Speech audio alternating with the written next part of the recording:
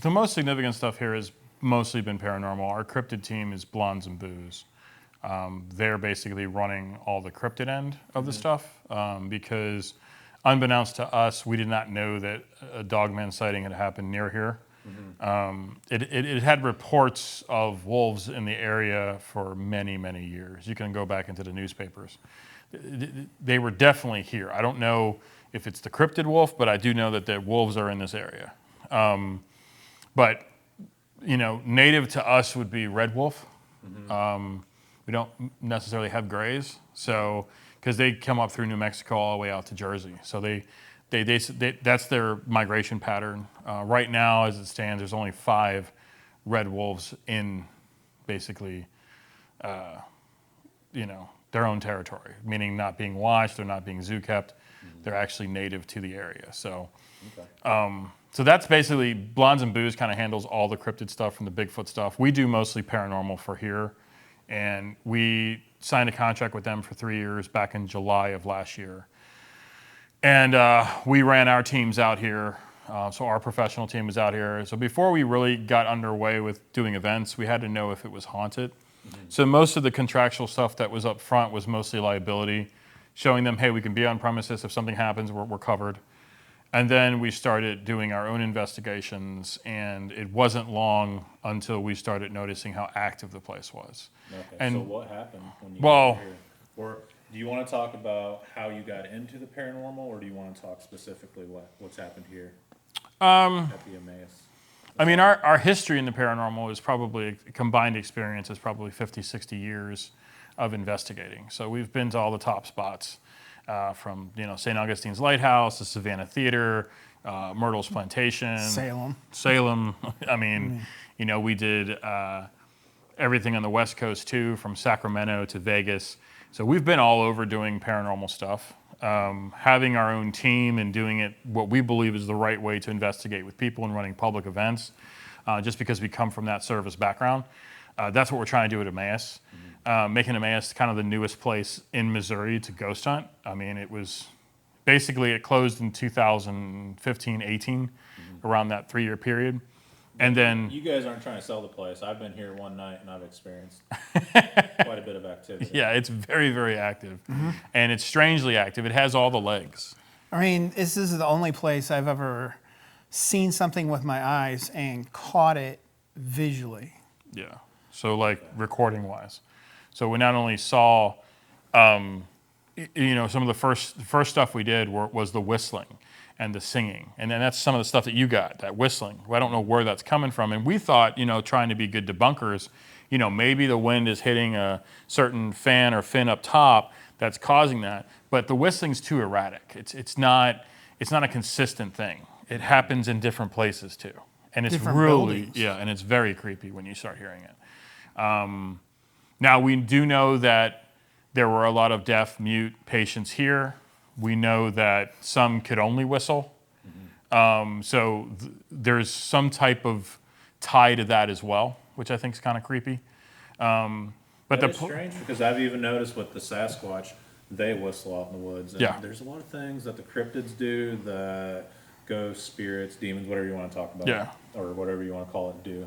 And it's kind of strange. That was one of my first experiences with Sasquatch, was them whistling at me.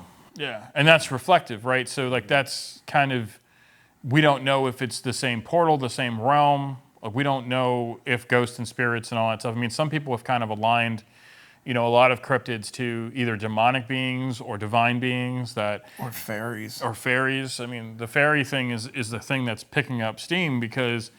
biblically, the Bible does talk about other deities. It does talk about other entities. It does, Psalm 82 is big on that.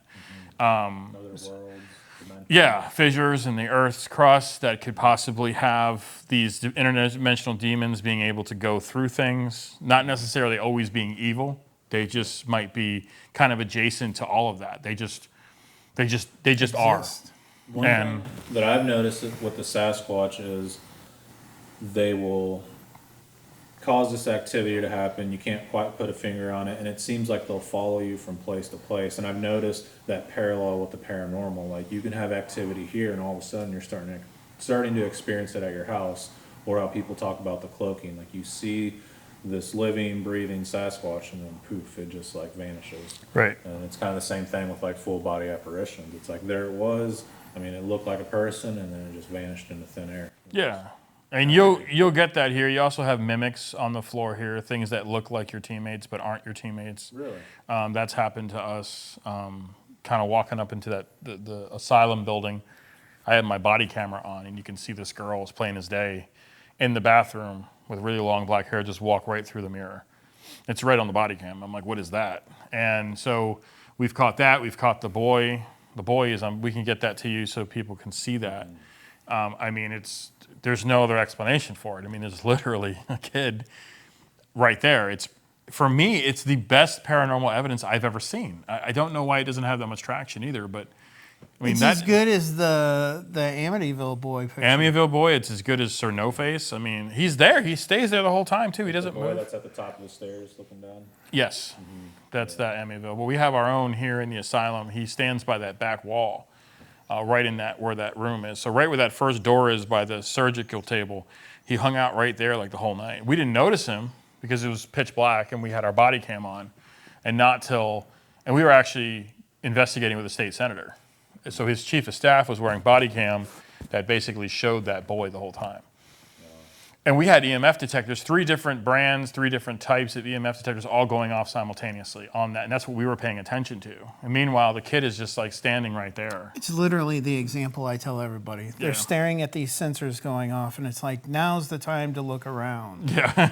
And there is a ghost standing right behind them the whole time. Yeah, like, hey, do you guys want to talk or no? That's the same place where I saw the thing we recorded then, too. Yes, we have It was on a body cam as well. it's a big face that comes through the mirror. And So before the activity takes place, you notice a spike on the EMF detectors. Correct? yes. Okay.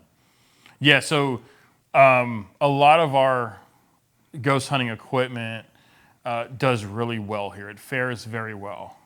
For the first time last weekend at our pro night, we had an actual REM pod going off in Marie's bathtub, which is where the door was closed.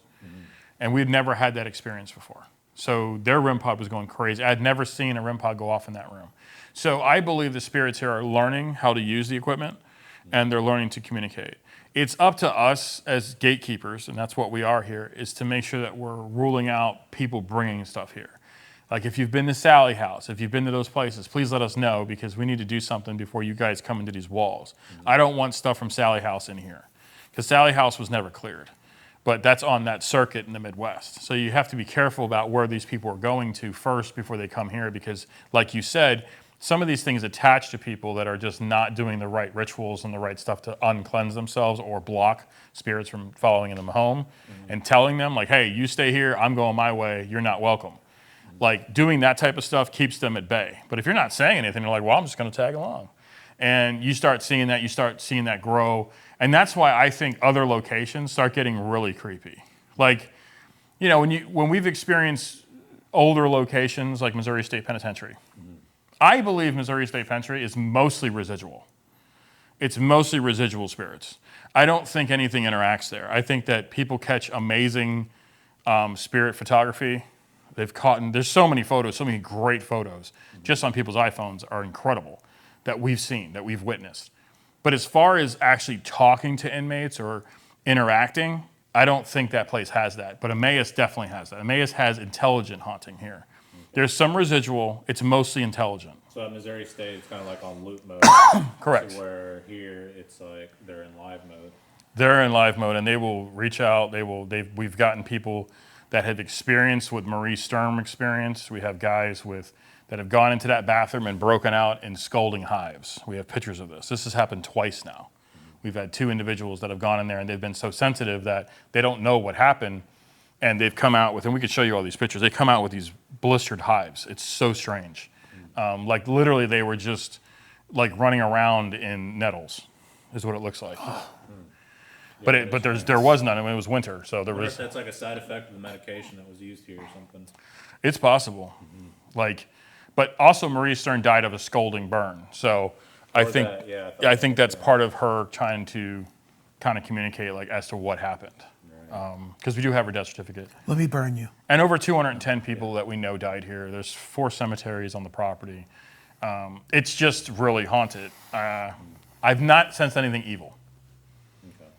What I've noticed too at haunted sites is like people will be investigating, looking for ghosts, and out in the woods they hear like a strange howl, Yes. some type of vocalization. I feel like there's a connection there. Have you guys ever seen a ball of light moving through this building, anything like that? I have not. We've seen reports of light activity in both buildings. When we first ever got here, there was light anomalies inside the asylum. building? Yeah, I saw Yes. it last night. It lit up. I wouldn't say it was an orb, but it seemed like somebody was walking around with a candle or Yeah. like a dim flashlight or something. Yeah, and that's very possible out here because There's nobody in there though. yeah.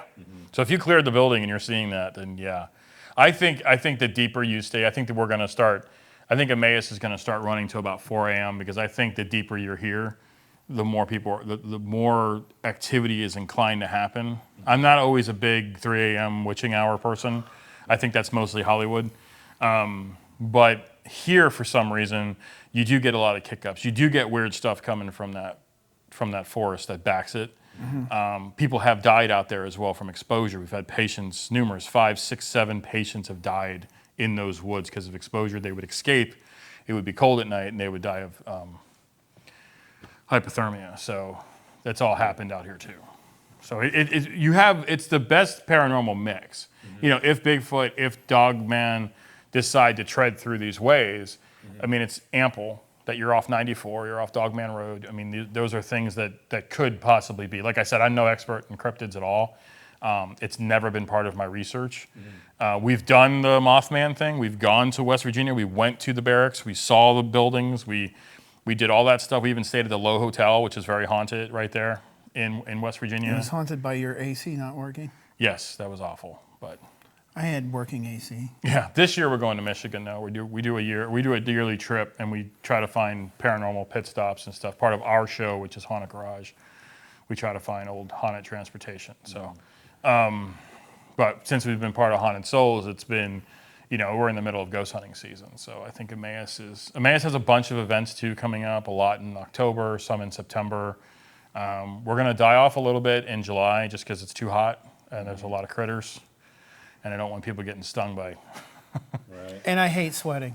Yeah. Yeah, absolutely. I mean, the fact that there was a Dogman sighting right down the road. Yes. They've heard localizations out there. This place is extremely haunted. Terry Mosby caught something very scary. I don't know if you've heard that, but that was not identified by any. So wildlife. Oh, yeah, that last time she was here? Yeah, like there was a time where it was a bobcat. We saw the bobcat. They have 4 different growls. This one is not a bobcat. It's very, very eerie, very, very distinct, and it is shockingly scary. Yeah. It just doesn't sound. It doesn't sound native to this world. Right. It was like predator type call. It was very strange.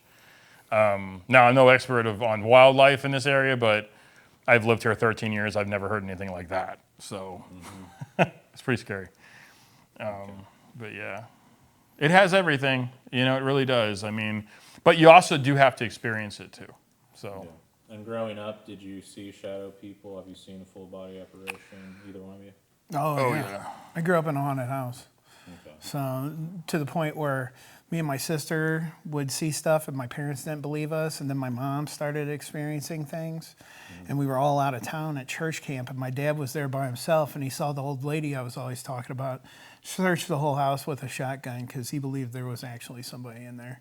That's when he started believing. Yeah. How did you deal with that activity growing up? Like, He how embraced did it it. affect you guys?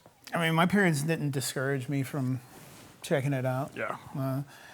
I didn't know we were catching EVPs, but when we were moving out of that house, it was in St. Louis County, and we would put an audio recorder. We'd hide one to hear when the people came through the house and stuff, and we would catch stuff when nobody was there, like full sentences. Sometimes you'd hear my dog walk through, but there would be nobody there. And it would just be like a few words or a word here or there, and then nothing. And we didn't, I mean, this is 93, so I've been doing it a long time. And then my parents never discouraged me.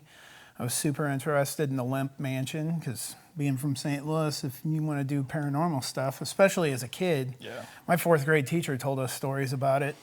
And I can't tell you how many times I went there for my birthday. Yeah. So I became kind of, I guess, obsessed with Lemp Mansion. It's not really hard to become obsessed with the family. We've spent the better part of 10 years working on our documentary, which is now a 5-part episodic. It's so beautifully done. It's gotten the endorsement of the Pabst family, the Lemp family. And it's from my childhood wanderings, growing up in South Florida, we didn't have really hauntings down there. It's fairly new to that stuff. There's the Biltmore Hotel, there's Robert in Key West, there's that type of stuff, but we actually created our own haunts by messing with the Ouija board, and that went terribly wrong. Oh, yeah. And we had to deal with that, and it drove me to want to become a priest. That's how bad this stuff is. I think my sister's still possessed from that, and that was close to 30 years ago. So you guys played with the Ouija board, and things went downhill from there? Yeah, we lost 2 dogs. The shadow people were so prevalent in my life that I've now started being in therapy now. I've started remembering some of that trauma. Like, I'm a level 47 in post-traumatic stress syndrome, but I never fought in a war. Right. So my therapist was like, well, how bad was your upbringing? And I came from a volatile family, but I'm Italian. Like, we were screaming since day one. Right. So it's not like, my family's definitely different, right? There was definitely shit that happened. Not everybody's childhood is like Leave It to Beaver. Right. But it wasn't anything, like I wasn't molested, I wasn't anything. And so my therapist, who's totally secular, is like, well, what did happen when you were a child? And we started getting into it. And, well, I said there was this time at Christmas of 1995. It was Christmas of 95. We had been living in a brand new house since 1988. So the house was, 7 years old? Mm-hmm. And my mom bought us a Ouija board for Christmas. Oh, boy. And she thought it'd be fun, because we had people living with us from the Hurricane Andrew. Mm-hmm. And so we were starting playing the Ouija board. And the first couple times we did it, nothing happened. I'm like, all right, this is BS, And then the last time me and my sister would get on it, or me and my cousin Crystal, we got on it, it would start moving.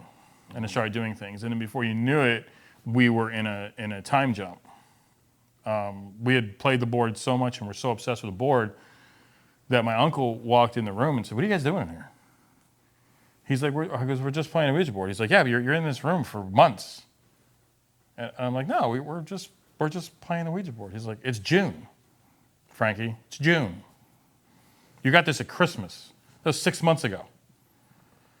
And so we started realizing, oh my God. And you couldn't remember anything that happened? No, we were in it. And the shadow, once we started being aware of it, like I'm getting goosebumps thinking about it. Mm-hmm. The only other time I've played with a Ouija board was with him. It was at Lemp Mansion. He's like, let's just do it one time. I'm like, fine. Yeah. He's like, do you know anybody in the room? And it went right to yes. And I immediately said, they're like, what was the home address? And then immediately went to 5921. And he's still with me. He freaked out. I left. Oh, yeah. I'm like, and that was years later. So Tom Sabo is kind of like that ghost that hangs out with me. Like, he's always around for some reason. Even if I play the Ouija board right now, his name will come up. Even if I'm in the room and somebody else is playing it and they don't know it, his name, Tom, will come up. So after that event, I kind of got more closer to God, because we had to have a priest come out, break the board. Like I said, 2 of my dogs died mysteriously. Didn't make any sense. One ran right in front of a car for no reason. But when the vet looked at her, the vet said, no, she wasn't hit by a car. I'm like, no, she was literally hit by a car. And he's like, no, her heart just failed. There's nothing wrong with her. There's no broken bones, nothing. So it was stuff like that that just didn't make any sense. And it got so bad and so demonic that we had to have a priest come in. And even the priest was like, Father Wren, actually, I'll never forget. He came in from West Palm Beach, and he's like, well, how long has this been going on? I said, he's like, what have you guys done? What have you guys changed? And I said, well, we started playing the Ouija board. And he's like, where's the board? And I showed him the board, and he just took the board and he cracked it in half. And he goes, where's your dumpster? And he got lighter fluid and put lighter fluid on. And friggin', I swear to God, to this day, that board screamed when it was hit. Yeah. You could hear it come like a howl come from the can. And after that, it was like I told myself, he says, never play the board again. You guys are too sensitive. You're too close. There's something wrong. This is not fun now. Mm-hmm. And he blessed the house. And then it wasn't overnight, wasn't immediately, but over time, it started subsiding, and the house didn't feel as cold anymore. The house always was dark too. That was weird too. And we lived in Florida, but when you walked into my house, it was always super dark. It just felt like there was a giant shadow umbrella. It was scary as shit, and I decided I'd never get back into the paranormal again. And then my interest reached me, and I had not ghost hunted until I moved to Missouri back in 2011, and I met Jeremy. We became best friends, and we started slowly. I was ghost hunting on. And he was a good ghost hunter. Like he knew stuff that you should know as ghost hunters. You should not mess with the board. You should close the board. You shouldn't even mess with. You shouldn't even bring that board. That's because I've used one a lot. Yeah, and he collects them. So. Well, that's a shame. Like with therapists and psychiatrists, like I feel like that should be like a serious question that they have, and not to dismiss you as like with mental health problems. Like, have you seen a shadow person? It'll fuck you up. Because like you said, you could go to war and not be that bad off. Yeah. And someone who experiences like the demonic, like that could really affect you. Yes. So they say like a lot of the trauma that you experience is because like your parents, maybe they didn't give you enough attention. But like you said, there's people that have grown up with crappy upbringing, and they're just fine when they get older. They have a good job, have kids, they get over it. But then there's people that experience this type of activity, and it's like they can't find an answer as to why.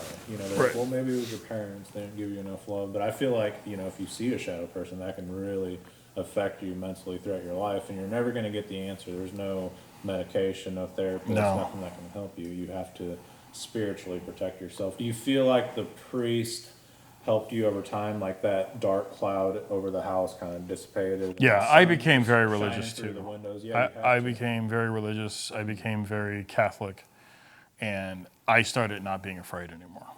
When I saw something or I said something, I'd say the Hail Mary, or I'd say the Our Father, and I'd say, Jesus doesn't really want you here, bud. And they'd diminish. And this is the same track that I've been on for the last 3 years and I'm probably not alone in this category, but I don't believe in UFOs. I don't believe in aliens. I believe they're demonic. I believe they've been here. I believe that this is their land, and God is clear on that. And I believe those types of anomalies are demonic. Right. Because in every case, and there's always, I think the boys at Haunted Cosmos now have 198 cases of UFO abductions where somebody was Christian and said the Lord's name, everything evaporated. Everything went away. It was all gone. I've noticed that even with cryptids. People run into like a Gugway or Dogman or something, and they said like a prayer, Jesus' name, and then it takes off. Yeah. He still has dominion. I mean, God will always have dominion. And you really can't have one without the other. You can't believe in all this stuff and not believe that there's not a divine creator. Like, you just can't. Well, I've talked to a lot of paranormal researchers who are like, there's no God, there's no hell, but it's like, you believe in ghosts. Yeah. And that's in the Bible. Yeah, that's where it comes from, actually. Mesopotamia. So that's my degrees and stuff are in ontology. So it's origin of things. So Mesopotamia, ancient Sumeria, those are my studies are right now. What about like the Anunnaki, the Sumerians? Like those hybrid animal-human creatures, are those demons? What do you think? What are your thoughts about that? I think there's a lot to Anunnaki. I think that it's an interesting, it's definitely an interesting theory about the Anunnaki. I do believe that there were creatures but I also believe these things can be confused with demons and angels. We don't really know what angels look like. We know that anytime an angel appears to someone in the Bible or biblical text, they always say the same thing: be not afraid, because they know what they look like.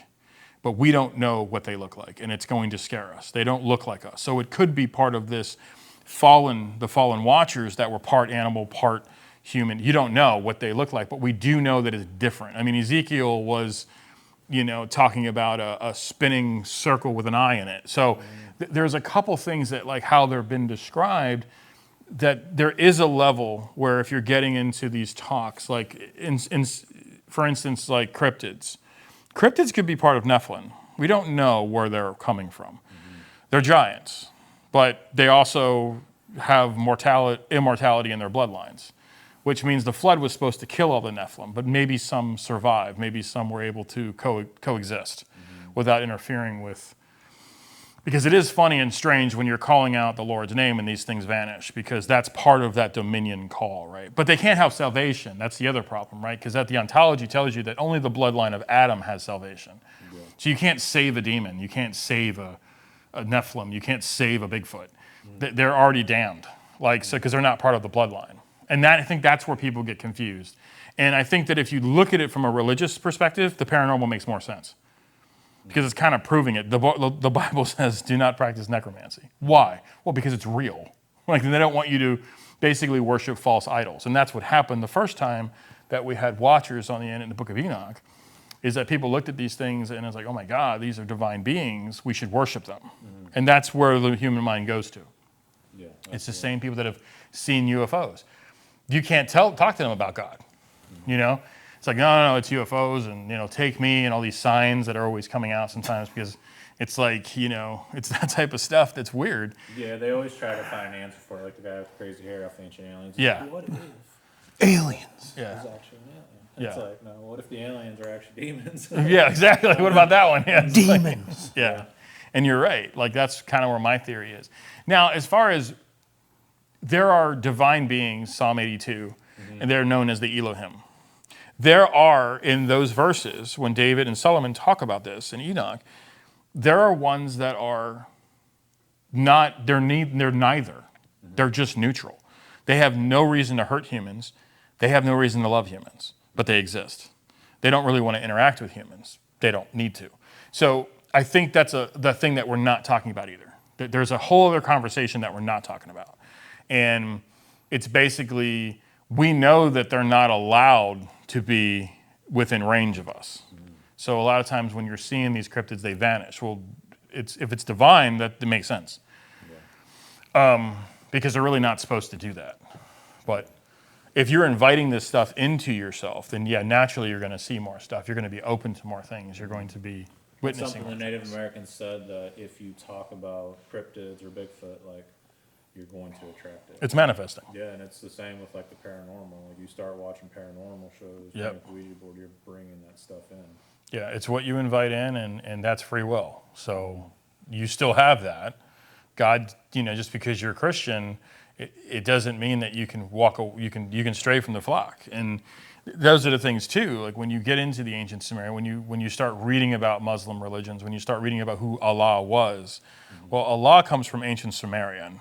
He's a demonic god. That's Allah, right? So it's not that far from the script. You have the Quran, you have the Hadith, and then you have beyond that, which gets into the Sumerian demons, Lilith and Ma'at and Baal and Beelzebub. That all comes from ancient Sumeria. So when people run around saying that they've seen demons but don't believe in God, and I'm like, well, what universe are you living in? Because you can't have one without the other. Like it's like a chicken and an egg. The yin and the yang. Yeah, it's the balance. So. And I've noticed that there seems to be a separation with whatever they call it in different countries. I mean, like the jinn, the fae, the fairies. jinn, yeah. It's like, man, this sounds like cryptid activity. You're talking about orbs, these cryptid humanoid creatures. Yep. It's the same thing. They're gifting the fae. It's like what we gift here as researchers. It's like the same deal. Yeah, there is a lot to the fae. The jinn is something that there's a guy, I'm not going to mention his name, but he's obsessed with them right now, and he's got that totally backwards because jinn come from the Quran and the Hadith. Like that comes 600 years after Christ, right? So that's not a thing that was. Now, ancient Sumeria had versions of those, but they weren't called jinn. They were called something else. So it's really on. If every major religion, okay, if you go top 3, if all of them are saying, yes, ghosts are real, yes, we believe in jinn, yes, we believe in demons, yes, we believe in angels. If the top 3 religions that have been around for thousands of years cannot be debunked, and they haven't been because they're still here, do you mean to tell me that none of that's true? Why would a Bible warn you of something if it wasn't true? It doesn't warn us about, green-colored skies because there are no green-colored skies. So it warns us about certain things and things that we don't understand. Some people believe that in the Garden of Eden that the animals could speak, that they could communicate with us. Like a mind speak. Yeah. And some today have that ability. There are dog whisperers, there are horse whisperers. They have that ability to telepathically talk to animals. So that exists too. But once again, it's not part of that conversation. It always feels like the conversation has to be around something demonic, something around hellfire and demons. And it's just, that's what Hollywood has done. Like we just got to do demons now. And you're not going home possessed. I mean, those are kind of the top rules. I think it's my witty sarcasm. It is that too. Do you think there's something evil in this building? No, I think there's something dark in this building. Whether it's evil or not, I haven't determined yet. Yeah, I think that's. I got upstairs in the asylum and downstairs. It's like. It's more like anguish. Yeah. Because people suffered here. And I really think that's what we're feeling. That's that energy is what we're feeling, yeah. They made a lot of mistakes here. Because I've been to some places that are dark, like demonic. This doesn't feel like that at all. Okay. Like I've been to the Exorcist house 5 times. I didn't think it would be haunted because it's the most blessed building in St. Louis. Yeah. That's where they took Emily. No, that's where they the had boy. the Ronald boy, Edward Hunkler. Hunkler. That's it was his aunt's house, and they did. It didn't start there and it didn't finish there, but they did a significant portion of it there. And I really didn't think it would be haunted at all, and it was off the chain. Yeah. So whatever was in that person stayed there. They got it out, but they didn't. I mean, Residual some people say there's a portal in the basement. Yeah. I've heard that from a couple of. Because the exorcism was never finished in that building. Okay. It was never completed there. So It would go to 2 other hospitals before, and then there would be a sanctuary up here in Eureka where they would the final exorcism happened.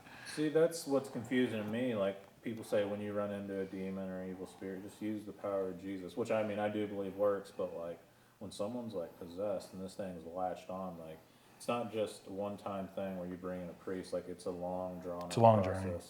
And it doesn't happen overnight. Yeah. There are 2. So that's my line of family. We have exorcists in my family. They've since passed, but I'm very close to one of the major one that did a movie on called The Rite, which is Father Gary Thomas, which we have a good. I go and see him. He's in Redwood City once a year. We do lunch. We talk. He's not allowed to be on film, not on camera anymore. The Archbishop doesn't want that, but he's retired now. But we talk a lot about those types of things. The issue is that when somebody is in the beginning of infestation or possession, there is a connective tissue between that person and that demon. There's a reason why it chose that person. And normally it's never because of that person. It's because of clergy. They know that the clergy is connected somehow to that person. So that would be the one that they want to face off with. They don't necessarily want to face off with this dull host, is what they would call it. Mm-hmm. They're trying to face off with something else. They're trying to like be led to the clergy? Yes. Mm-hmm. Okay. Yeah, they want the anointed ones. They already have most of the people that are possessed. They already had them. I mean, they're drug addicts. They're into the weird spiritual cultist stuff, witchcraft, like that stuff. I'm sorry, I can't clear that. I as a person that's in Christian and it believes in this stuff and has seen this stuff, like that doesn't help. It fuels. Mm-hmm. There's a ritualistic way. A lot of people talk about exorcisms too. They don't know anything. There are actually 2 forms of exorcism. There's the rite and the ritual. So it really depends if you're dealing with a disembodied possession or you're dealing with a demonic possession, which is 2 different things. So the average person that says they do exorcisms, they don't do exorcisms because they wouldn't know the difference. I talked to my church about it because I told them I seen a shadow person, experienced a lot of activity.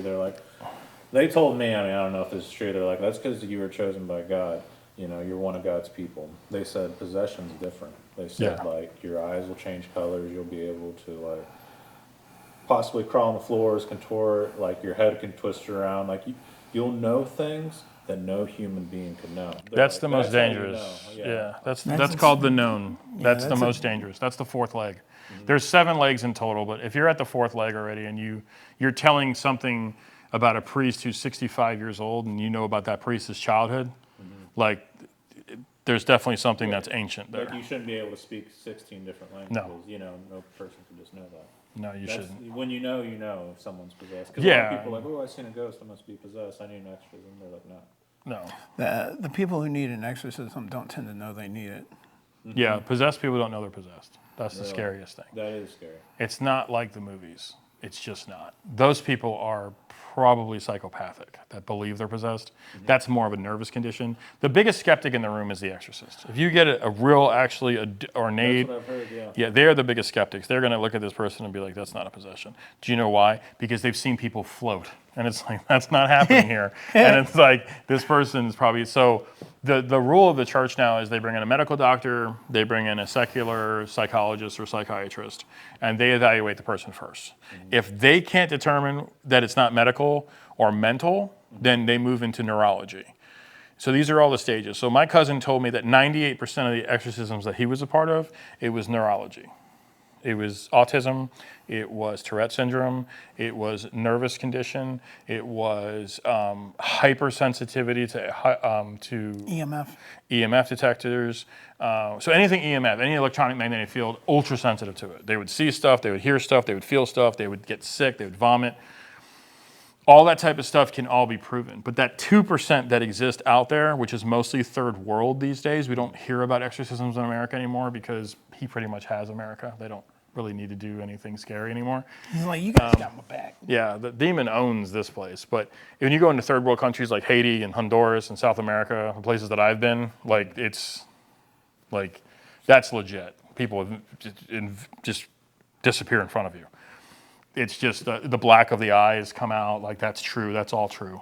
The blackness of the eyes, the contortion, the superhuman strength, being able to spit accurately is really impressive. Knowing. The knowing is important, the languages, superhuman strength.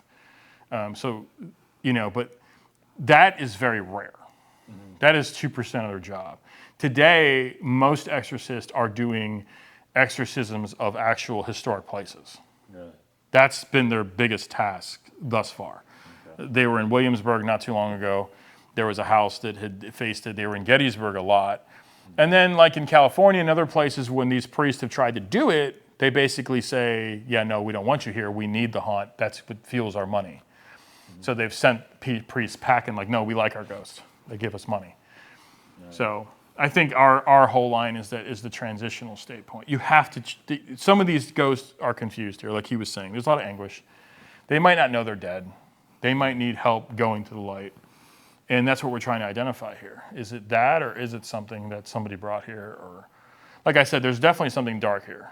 I don't know what that dark is. We haven't investigated long enough. But ancient evil and demons, I don't think they hang out in cellars or basements. I mean, rattle your silverware drawer. Yeah, they're not omniscient, but at the same time, they have a realm of the dead they could be in. Right. So that's kind of where I'm at with demons. Yeah. Well, I appreciate your guys' take on it. No, I appreciate you coming out, thank and you. let us know anytime you want to come out. Just give us a call and we'll clear it for you. We know a guy. Yeah, we know a guy who knows a guy. So Good deal.